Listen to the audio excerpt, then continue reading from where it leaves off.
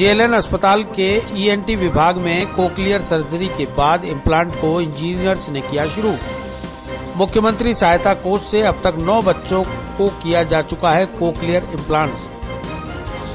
Aryabhatta College, Ajmer का number 1 private engineering college, A grade ranking by BTU Bikaner, best infrastructure, excellent teaching methodology, skill based learning, model laboratories, sports academy for students, admissions open, BTech, MTech, polytechnic, free education for SC/ST, up to ₹30,000 COVID special scholarship. Visit our corporate office near सूचना केंद्र circle, husband school campus, Ajmer. गुरुवार को संभाग के सबसे बड़े JLN अस्पताल में ईएनटी विभाग द्वारा किए गए 7 बच्चों के कोक्लियर इम्प्लांट्स के बाद दिल्ली से आए इंजीनियर्स ने उनके इम्प्लांट्स को शुरू किया।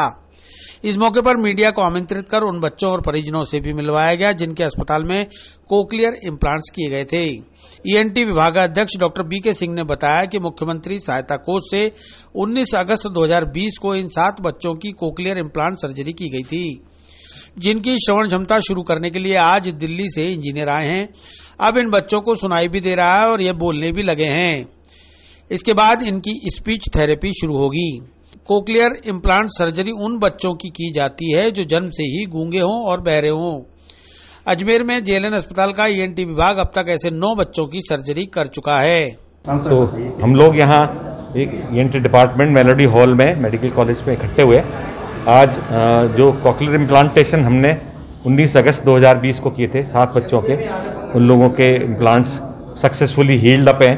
तो it is the time to switch it on so that वो बच्चे उन इम्प्लांट्स को उपयोग कर सकें। और अब इसके बाद में पूरा 1 साल तक स्पीच थेरेपी का सेशन चलेगा, जिसके लिए पहले से ही हमने व्यवस्थाएं कर रखी है। और स्पीच थेरेपी के सेशन से ये बच्चे जो पहले बिल्कुल गूंगे बहरे वाली श्रेणी में आते थे, अब सुन भी सकेंगे, बोल भी सकेंगे। उनका स्पीच और इंटेलेक्चुअल स्टेटस भी बढ़ेगा, जिससे कि वो समाज के हिस्सेदार बन सकेंगे। तो अब तक अगर माना जाए तो जेएलएन अस्पताल के अंदर कितने बच्चों को इस तरह का इम्प्लांट लगा चुके हैं? इन 9 बच्चों को हम इन टोटल लगा चुके हैं और आगे भी भविष्य में अपेक्षा करते हैं। फाइलें बन रही हैं हमारे और आगे भी भविष्य में कोशिश करेंगे कि और ज़्यादा से ज़्यादा हों।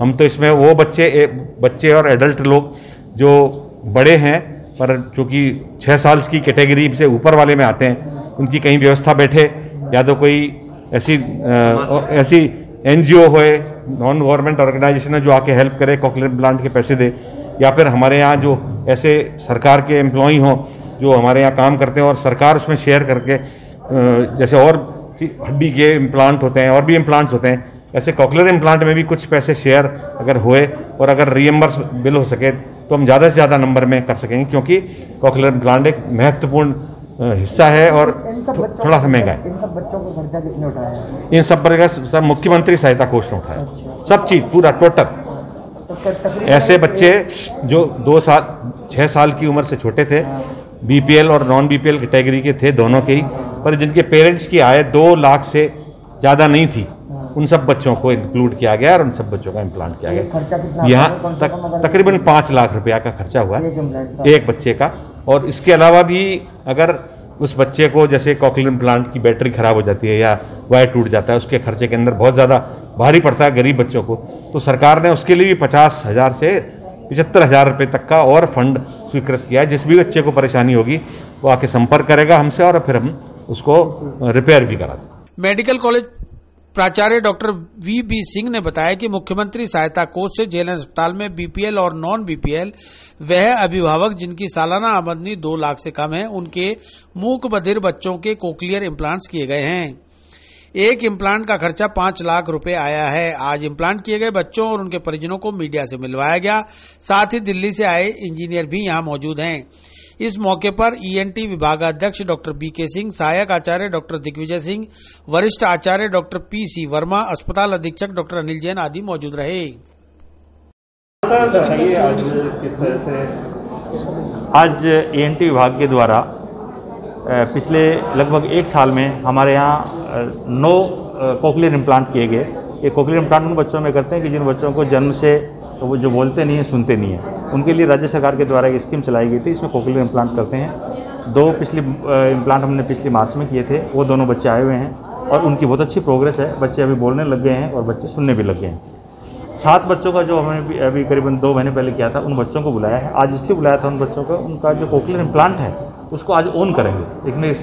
एक प्रोसेस होता है, ऑन करने के बाद में अब वो इम्प्लांट काम करना शुरू कर देगा। और ये आज बताते हुए मुझे हर्ष हो रहा है कि जो हमारे 7 बच्चे थे, नए वाले बच्चे थे और 2 पुराने बच्चे थे, उनका जो इम्प्लांट था वो सक्सेसफुल हो गया है। और हम ये उम्मीद करते हैं कि जो ENT विभाग के द्वारा जो कार्य किया जा रहा है ये भविष्य में इस तरह से करते रहेंगे। और जो बच्चे गरीब बच्चे हैं जिनको सुनने की और बोलने की क्षमता नहीं है, इन इम्प्लांट के द्वारा उनको एक क्षमता आएगी और उनके परिवार के लिए एक बहुत बड़ी सौगात होगी। JLN में ये कार्य हो रहा है। यह कार्य होने से न कि JLN का राजस्थान में नाम हुआ है, बल्कि एक पूरे भारतवर्ष में एक नाम हुआ है। इसलिए मैं पुनः पूरे डिपार्टमेंट को बधाई देता हूं और उम्मीद करता हूं कि भविष्य में इस तरह के कोक्लियर इम्प्लांट होते रहेंगे, जिससे कि इस तरह की बीमारी के बच्चों को फ़ायदा मिल सके। Thank you.